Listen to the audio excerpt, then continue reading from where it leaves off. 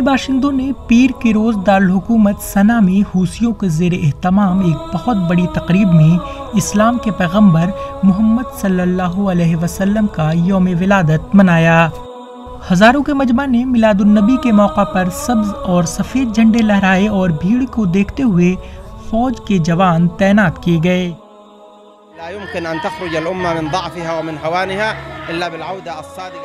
قوم کے لیے اس کی کمزوری اور اس کی تذلیل سے نکلنا ممکن نہیں ہے جب تک کہ وہ مخلص اور عملی طور پر رسول اللہ صلی اللہ علیہ وسلم اور ان کے پیغام کو اختیار نہ کر لے، جو ہمارے لیے فخر اور طاقت کا سب سے اہم ذریعہ ہے۔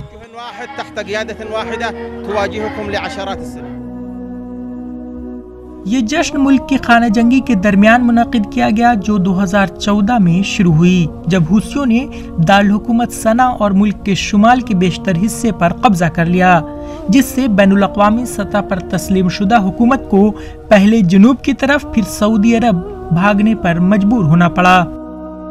سعودی عرب کی قیادت میں اتحاد نے مارچ 2015 میں امریکہ کی حمایت سے جنگ میں شامل ہو کر حکومت کو دوبارہ اقتدار میں لانے کی کوشش کی ہے۔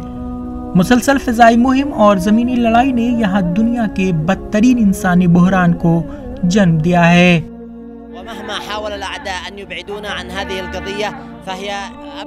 دشمن ہمیں اس سے دور رکھنے کے لیے جو کچھ بھی کر رہے ہیں لیکن وہ کامیاب نہیں ہو سکتے ہیں۔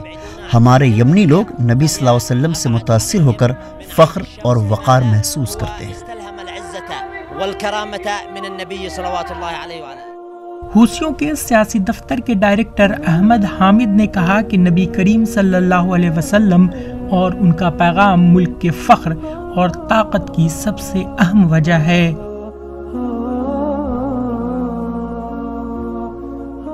Bureau report ETV Bharat.